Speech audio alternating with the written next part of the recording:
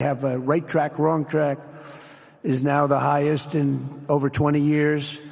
And it hasn't been anything like this because for many years it was the wrong track. And I can tell you for the last 4 years it was definitely the wrong track. But it's the highest it's been in many, many years. We renamed the Gulf of Mexico into the Gulf of America. That was very popular, other than perhaps with Mexico. And most importantly for the people in this room, the days of economic misery under the last administration are rapidly giving way to the greatest economy in the history of the world. We are rocking. The United States is the hottest country, with the exception of your country, I have to say, right? I'm not going to take that on. No, Mohammed, I'm not going to take that on. Wouldn't that be a terrible thing if I made that full statement? But I will not do it. You're hotter. At least as long as I'm up here, you're hotter.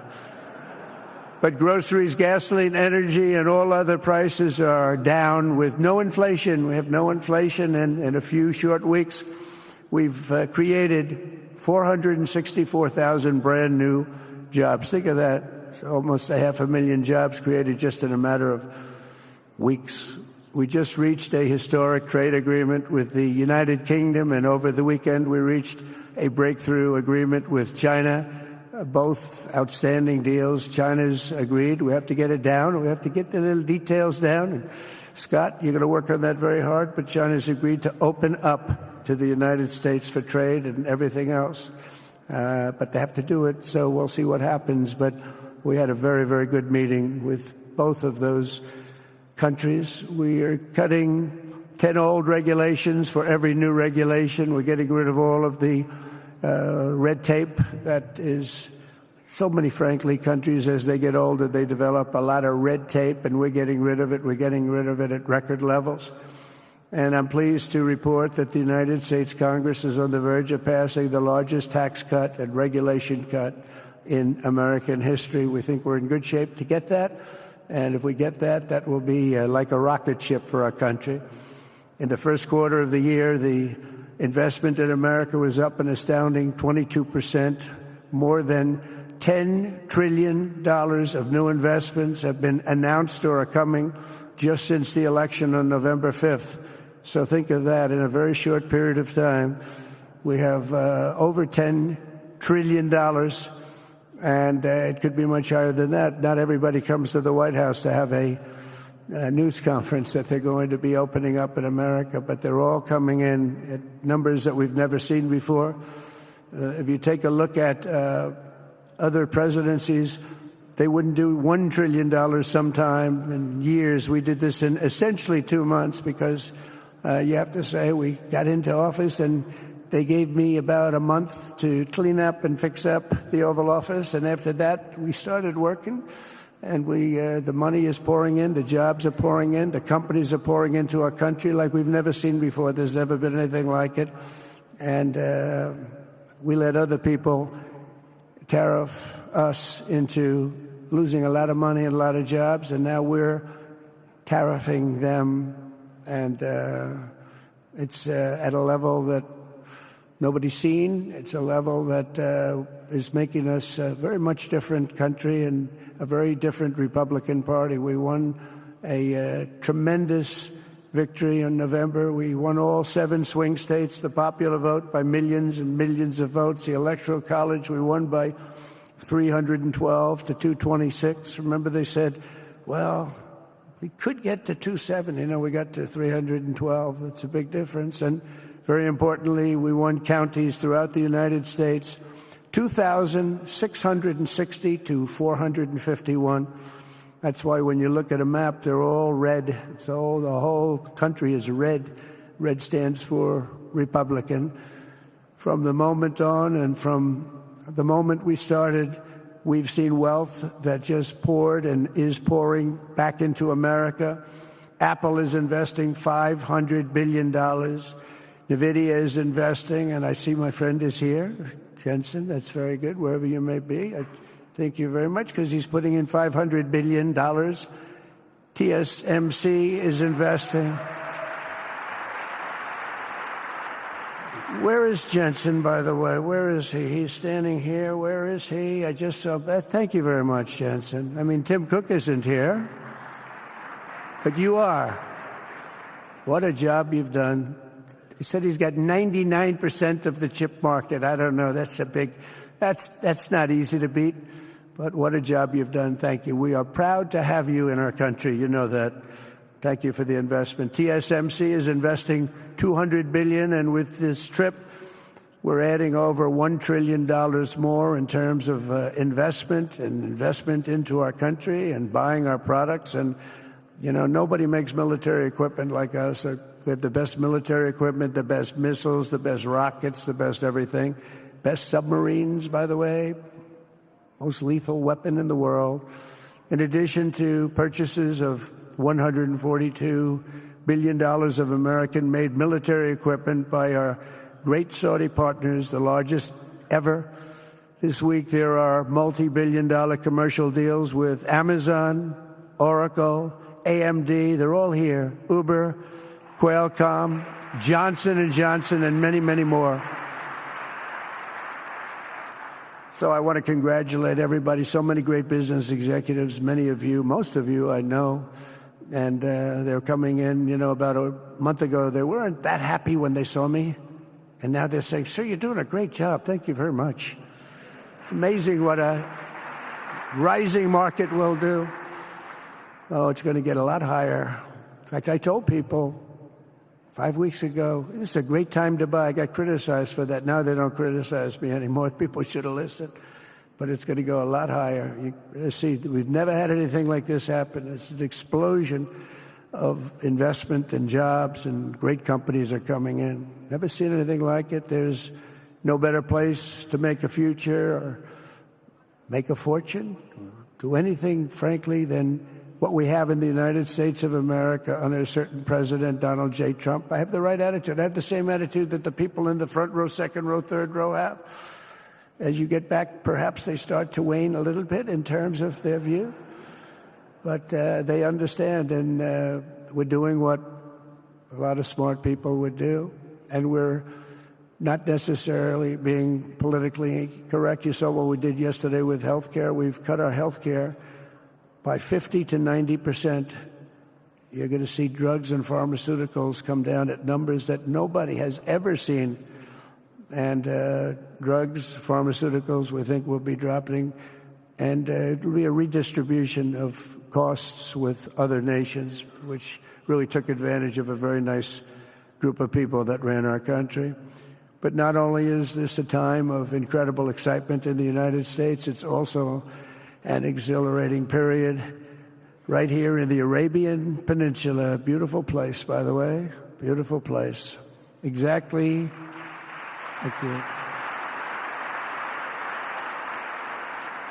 Exactly 8 years ago this month, I stood in this very room and looked forward to a future in which the nations of this region would drive the forces of terrorism and extremism, drive them right out of existence, and take your place among the proudest, most prosperous, most successful nations anywhere in the world as leaders of a modern and rising Middle East. So exciting.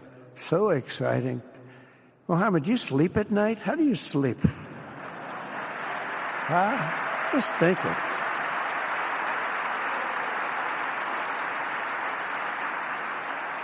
What a job. He tosses and turns like some of us. Tosses and turns all night. How do I make it even better all night? It's the ones that don't toss and turn. They're the ones that will never take you to the promised land, won't they? But you have done some job. True. But critics doubted that it was possible what you've done. But over the past 8 years, Saudi Arabia has proved the critics totally wrong. The transformation that has occurred even by these incredible business leaders. I mean, you had the biggest leaders in business anywhere in the world standing right before us. But the transformation that has occurred under the leadership of King Salman and Crown Prince Mohammed has been truly extraordinary. Such a thing has, I don't think, ever happened before. I've never seen anything at that scale happen before. And I guess, maybe you could say the United States is doing pretty well too, but I don't think too many people have seen that happen before. Majestic skyscrapers, the towers that I see, the difference between now and 8 years ago. And 8 years ago was very impressive, but the towers that I see rising, some of the exhibits that I was shown by Mohammed, what I've seen there is just an amazing, it's an amazing process, amazing genius of so many people, architecture, but I have a feeling I know where many of those ideas came from. Happens to be sitting right in this room right before me, but the towers and all of the different, I've seen a lot of different towers. I didn't think there's any version of a tower that I haven't seen in one form or another. I just passed 4 exhibits. I have never seen anything like any of them. So it's going to be very exciting. And they sit among the ancient wonders of a growing and exciting city. It's really amazing. Riyadh is becoming not just a seat of government, but a major business, cultural, and high-tech capital of the entire world. The World Cup is here. Johnny, just stand up, Johnny. Johnny, thank you, Johnny.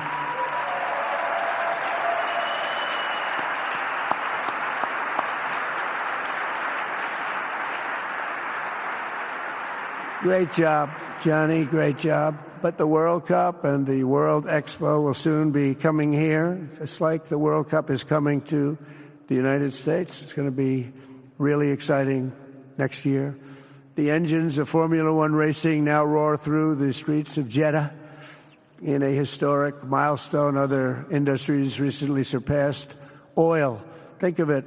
All of your other industries now have surpassed oil. I don't know if a lot of people will understand what that means. It's so big to make up a majority of the Saudi economy for the very first time ever. So think of that. Other industries are now bigger even than oil, which is always going to be a big monster. It's a big one. But that's a great tribute to you and economic development properly used.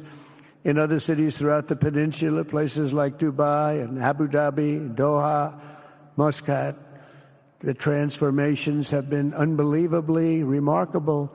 Before our eyes, a new generation of leaders is transcending the ancient conflicts of tired divisions of the past and forging a future where the Middle East is defined by commerce, not chaos, where it exports technology, not terrorism, and where people of different nations, religions, and creeds are building cities together, not bombing each other out of existence. We don't want that.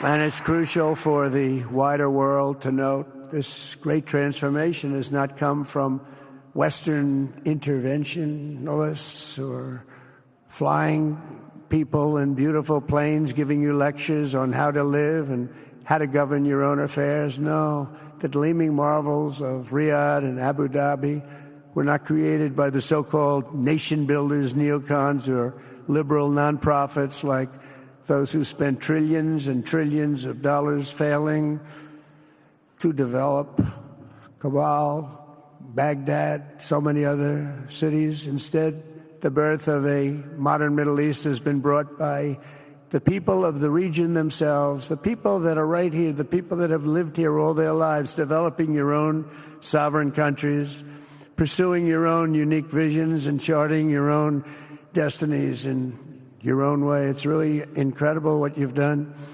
In the end, the so-called nation builders wrecked far more nations than they built, and the interventionists were intervening in complex societies that they did not even understand themselves. They told you how to do it, but they had no idea how to do it themselves. Peace, prosperity, and progress ultimately came not from a radical rejection of your heritage, but rather from embracing your national traditions and embracing that same heritage that you love so dearly.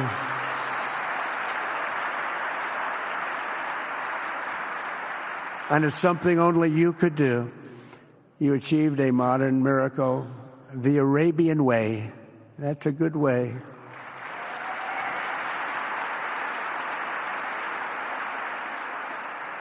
Today, the Gulf nations have shown this entire region a path towards safe and orderly societies with improving quality of life, flourishing economic growth, expanding personal freedoms, and increasing responsibilities on the world stage.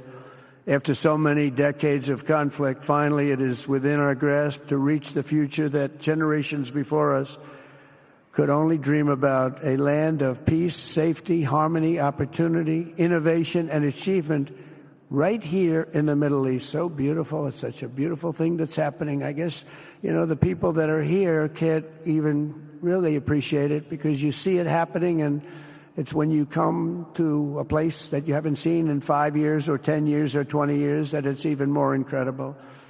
When I left office just over 4 years ago, that future seemed almost impossible, what you've done.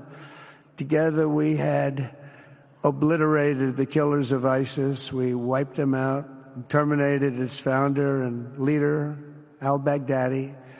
We had healed the divide in the Gulf Cooperation Council. It's a very big deal. And united the nations of the region to stand against the enemies of all civilization. We'd imposed unprecedented sanctions on Iran and starved the regime of resources to fund terror. They were unable to fund anything because they had no money left. They had no money. But the new administration came in and let them have a lot of money, and you saw what happened. It was not money well spent. And with the historic Abraham Accords that we're so proud of, all the momentum was aimed at peace, and it aimed very successfully. It's been an amazing thing, the Abraham Accords, and it's my fervent hope, wish, and even my dream that Saudi Arabia, a place I have such respect for, especially over the last fairly short period of time, what you've been able to do, but we'll soon be joining the Abraham Accords. I think it'll be a tremendous tribute to your country, and it will be something that's really going to be very important for the future of the Middle East. I took a risk in doing them, and they've been an absolute bonanza for the countries that have joined. The Biden administration did nothing for 4 years. We would have had it filled out. But it will be a special day in the Middle East with the whole world watching when Saudi Arabia joins us, and you'll be greatly honoring me, and you'll be greatly honoring all of those people that have fought so hard for the Middle East. And I really think it's going to be something special, but you'll do it in your own time, and that's what I want, and that's what you want, and that's the way it's going to be. When I left office, the only thing still standing between this region and its unbelievable potential was a small group of rogue actors and violent thugs seeking constantly to drag the Middle East backward and into havoc, mayhem, and indeed into war. Unfortunately, instead of confronting these destructive forces, the last U.S. administration chose to enrich them and empower them and give them billions and billions of dollars. The Biden administration, the worst administration in the history of our country, by the way, spurned our most trusted and long-standing Gulf partners, and I can say partners worldwide, one of our great, great partners, no matter who we look to, and we have great partners in the world, but we have none stronger and nobody like the gentleman that's right before me. He's your greatest representative, greatest representative.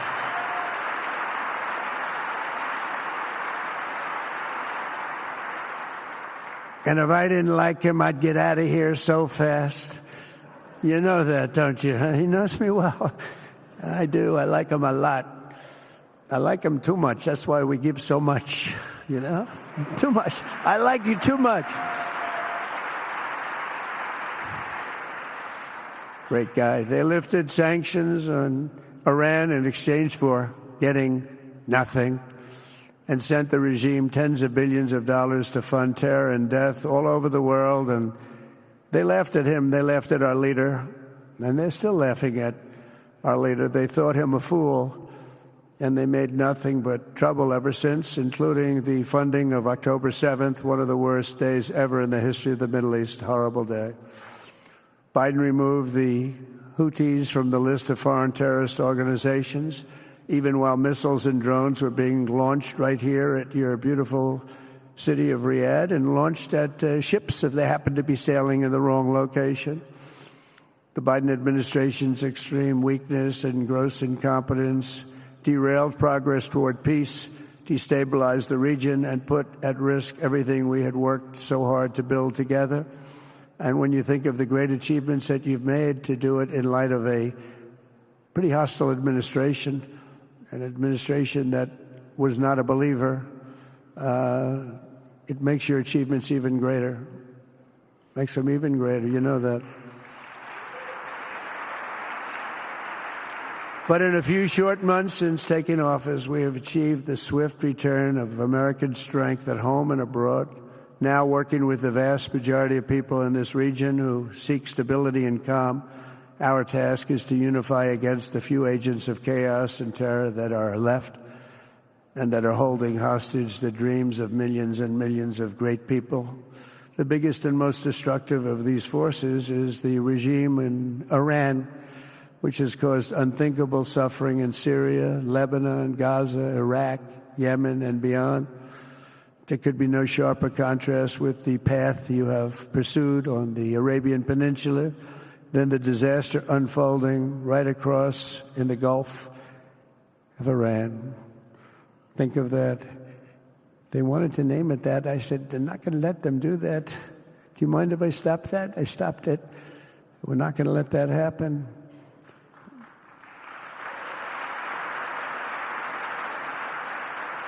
While you have been constructing the world's tallest skyscrapers in Jeddah and Dubai, Tehran's 1979 landmarks are collapsing into rubble and dust. They had it going for a little while under a much different system, but those buildings are largely falling apart, falling down, while you're building some of the world's biggest and most incredible infrastructure projects.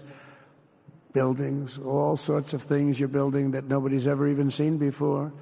Iran's decades of neglect and mismanagement have left the country plagued by rolling blackouts lasting for hours a day.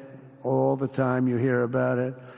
While your skill has turned dry deserts into fertile farmland, Iran's leaders have managed to turn green farmland into dry deserts as their corrupt water mafia, it's called it the water mafia, causes droughts and empty riverbeds. They get rich, but they don't let the people have any of it. And then, of course, there's the key difference at the root of it all. While the Arab states have focused on becoming pillars of regional stability and world commerce, Iran's leaders have focused on stealing their people's wealth to fund terror and bloodshed abroad. Most tragic of all, they have dragged down an entire region with them.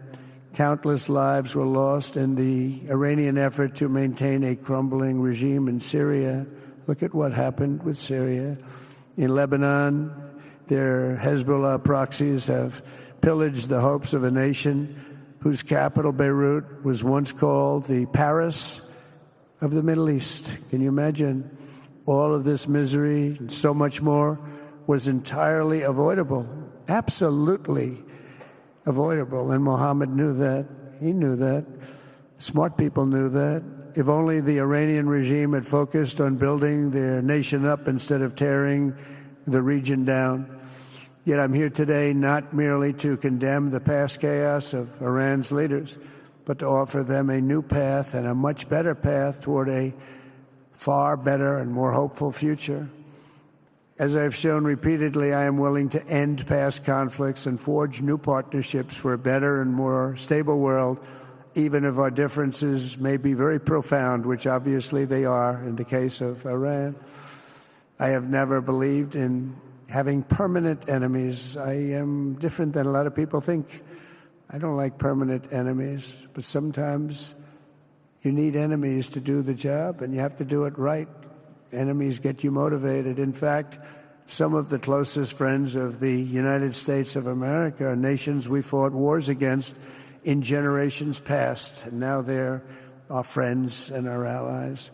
I want to make a deal with Iran. If I can make a deal with Iran, I'll be very happy if we're going to make your region and the world a safer place. But if Iran's leadership rejects this olive branch and continues to attack their neighbors, then we will have no choice but to inflict massive, maximum pressure, drive Iranian oil exports to zero like I did before.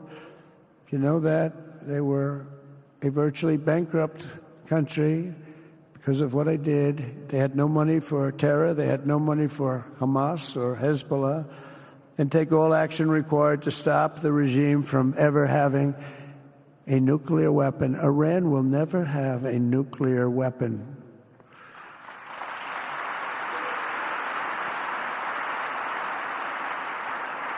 But with that said, Iran can have a much brighter future, but will never allow America and its allies to be threatened with terrorism or nuclear attack. The choice is theirs to make. We really want them to be a successful country. We want them to be a wonderful, safe, great country. But they cannot have a nuclear weapon. This is an offer that will not last forever. The time is right now for them to choose. Right now, we don't have a lot of time to wait. Things are happening at a very fast pace. They're happening right here. They're happening at a very fast pace. So they have to make their move right now, one way or the other. Make your move. As I said in my inaugural address, my greatest hope is to be a peacemaker and to be a unifier. I don't like war. We have the greatest military, by the way, in the history of the world. You know, I rebuilt our military in my first 4 years and rebuilt it into the most powerful military there is. And you saw that when I knocked out ISIS in 3 weeks. People said it would take 4 years, 5 years. I did it. We did it in 3 weeks. Just days ago, my administration successfully brokered a historic ceasefire to stop the escalating violence between India and Pakistan. And I used trade to a large extent to do it. I said, fellas, come on, let's make a deal. Let's do some trading. Let's not trade nuclear missiles. Let's trade the things that you make so beautifully. And they both have very powerful leaders, very strong leaders, good leaders, smart leaders. And it all stopped. Hopefully it'll remain that way, but it all stopped. I was very proud of Marco Rubio and all of the people that worked so hard. Marco, stand up. What a great job you did on that. Thank you, J.D. Vance, Marco.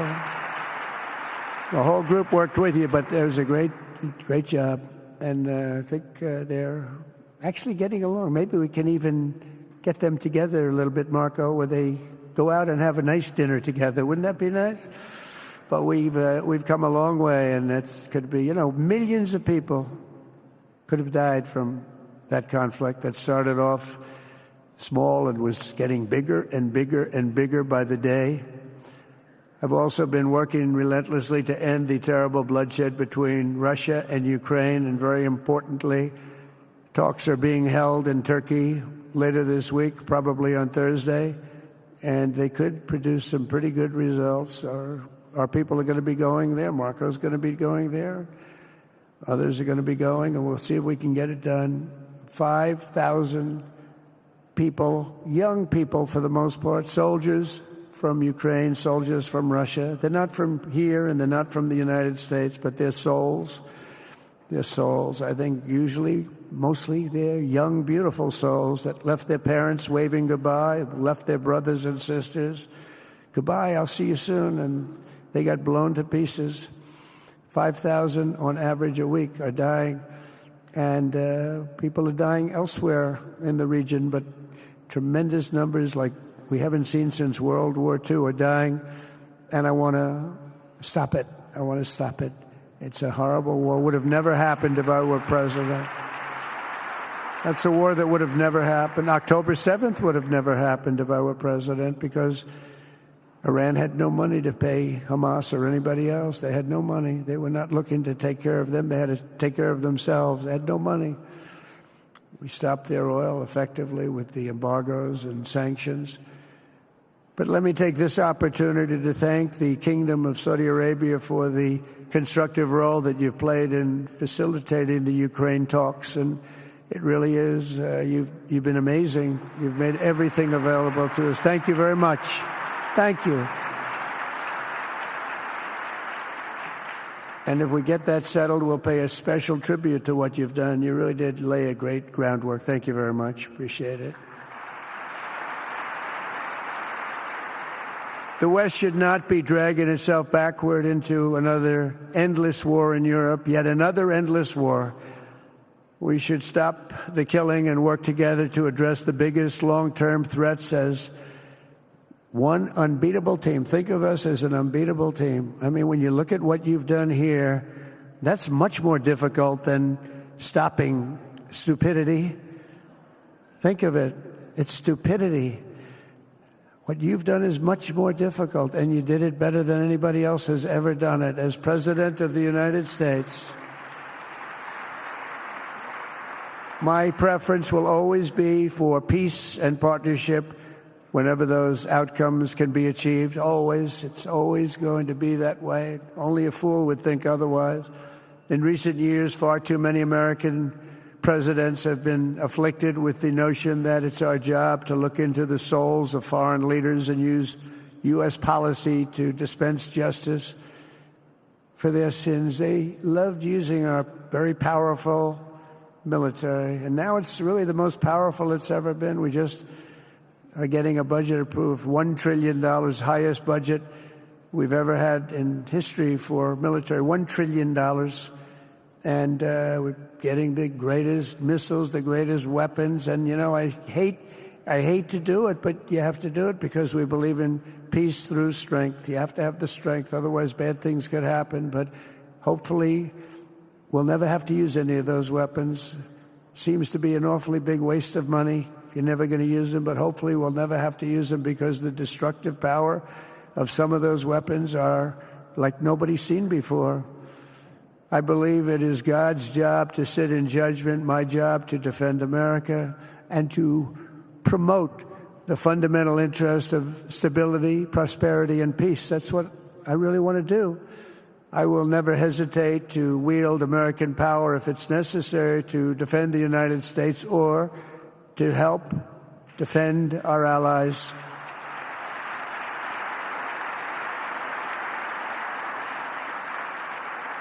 And there will be no mercy for any foe who tries to do us or them harm. We will have no mercy. They understand that. That's why I've been pretty lucky. A lot of people think, you know, he's looking to fight. He's looking to fight, and things get settled. It's an amazing thing when they really think you mean it. But we do. We have the greatest military, the strongest military, stronger than any. Nobody's even close. We have the best weapons in the world. But we don't want to use them. If you threaten America or our partners, however, then you'll be faced with overwhelming strength and devastating force. We have things that you don't even know about, you don't hear about, and if you did, you'd say, wow. In recent weeks following repeated attacks on American ships and freedom of navigation in the Red Sea, the United States military launched more than 1,100 strikes on the Houthis in Yemen. As a result, the Houthis agreed to stop. They said, we don't want this anymore. It's the first time you've heard that from them, too. They're tough. They're fighters. But just days ago, we were asked to cease targeting commercial. They were not going to be targeting commercial ships in any way, shape, or form, or anything American. And they were very happy that we stopped. But we had 52 days of thunder and lightning like they've never seen before. This was a swift, ferocious, decisive, and extremely successful use of military force. Not that we wanted to do it, but they were shooting down ships. They were shooting at you. They were shooting at Saudi Arabia. We don't want them shooting at Saudi Arabia, if that's okay. So we hit them hard. We got what we came for, and then we got out. Since January 20th, the U.S. military has terminated 83 terrorist leaders operating across Iraq, Syria, and Somalia, including ISIS's #2 global leader. You read about that just recently. With the help of Pakistan, we apprehended the ISIS terrorists responsible for the attack on 13 American service members at Abbey Gate, that horrible, horrible disaster. During this Afghanistan withdrawal, you know, that's another thing that we don't even think about so much anymore. 13 died, but 42 were horribly wounded. But hundreds of people died overall, because I count the people on the other side. Hundreds of people just grossly incompetent. It's probably why Putin decided to go into Ukraine, something he never would have done if I were president. But we wouldn't have had the problems of October 7th if I were president. We wouldn't have had Ukraine, Russia if I were president.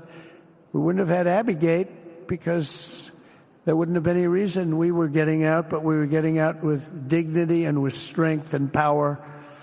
But the way they got out was not good. I think it was the most embarrassing moment in the history of our country. And we've been working tirelessly to bring back all hostages held by Hamas. We brought back a lot already, but we're bringing back more. This weekend, we successfully negotiated the release of the last American hostage, Edan Alexander. Just came out a few hours ago, and we continue to work to get that war ended as quickly as possible. It's a horrible thing that's taking place. All civilized people must condemn the October 7th atrocities against Israel, which would never have happened again if you had probably a different president, but definitely if you had me as president. The people of Gaza deserve a much better future, but that will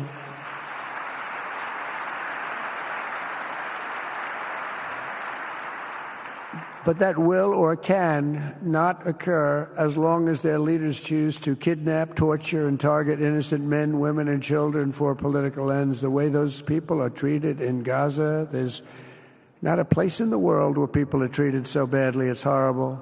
After years of suffering, two of the nations most ravaged by terror are finally beginning to end their long nightmares under the new generation of leaders. In Lebanon, where a friend of mine has just become the ambassador. He's going to be great. I said, that could be a very dangerous job. He said, I was born there. I'm Lebanese. I love that country. I said, but it's very dangerous. This is a friend of mine from New York. I said, but it's very dangerous. Are you sure you want to do it? I never thought of him as being a warrior, but he is a warrior. He loves his country. He said, if I'm injured or die, I'm dying for a country that I love. He grew up there. It's horrible what's happened in Lebanon, but you have a great ambassador, I can tell you that. In Lebanon, which has been endlessly victimized by Hezbollah and their sponsor, Iran, a new president and prime minister have brought the first real chance in decades for a more productive partnership with the United States, and we're going to work with their new ambassador and everybody else, Marco, and we're going to see if we can really help them out and let them get over that very high grid that they're going to have to get over. My administration stands ready to help Lebanon create a future of economic development and peace with its neighbors. They have tremendous people in Lebanon, doctors, lawyers, great professional people. I hear it so many times. Likewise, in Syria, which has seen so much misery and death, there is a new government that will hopefully succeed in stabilizing the country and keeping peace. That's what we want to see in Syria. They've had their share of travesty, war, killing, many years. That's why my administration has already taken the first steps toward restoring normal relations between the United States and Syria for the first time in more than a decade. And I'm very pleased to announce that Secretary Marco Rubio will be meeting with the new Syrian foreign minister in Turkey later this week. And very importantly, after discussing the situation in Syria with the Crown Prince, your Crown Prince,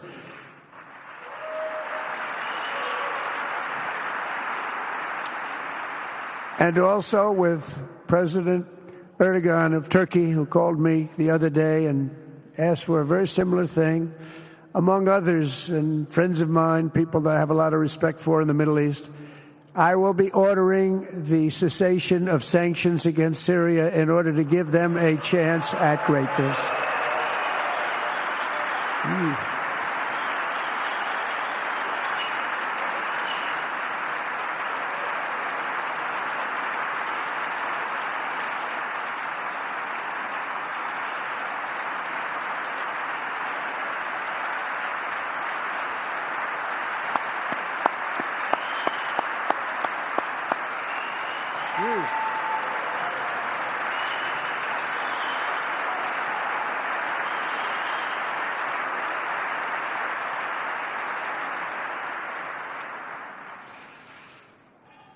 Oh, what I do for the Crown Prince. The sanctions were brutal and crippling and served as an important function, nevertheless, at the time. But now it's their time to shine. It's their time to shine. We're taking them all off, and they're going to have, I think they're going to have, based on the people and the spirit and everything else that I'm hearing about. So I say good luck, Syria. Show us something very special like they've done, frankly, in Saudi Arabia. Okay? They're going to show us something special. Very good people. Everywhere we can, my administration is pursuing peaceful engagement, offering a strong and steady hand of friendship to all that will take it in good faith. Together, we have made unprecedented strides and tremendous progress, and we're still just at the dawn of the bright new day that awaits for the people of the Middle East, the great, great people of the Middle East. If the responsible nations of this region seize this moment, put aside your differences and focus on the interests that unite you, then all of humanity will soon be amazed at what they will see right here in this geographic center of the world. It really is. It's like a center of the world and the spiritual heart of its greatest faiths. For the first time in 1,000 years, the world will look at this region not as a place of turmoil and strife and war and death, but as a land of opportunity and hope, just like you've done right here, a cultural and commercial crossroads of the planet. Security and stability will lift millions into lives of safety and success, and the nations of this region will be free to realize your highest destinies, honor your proud histories, harness amazing new opportunities, and bring incredible glory to Almighty God.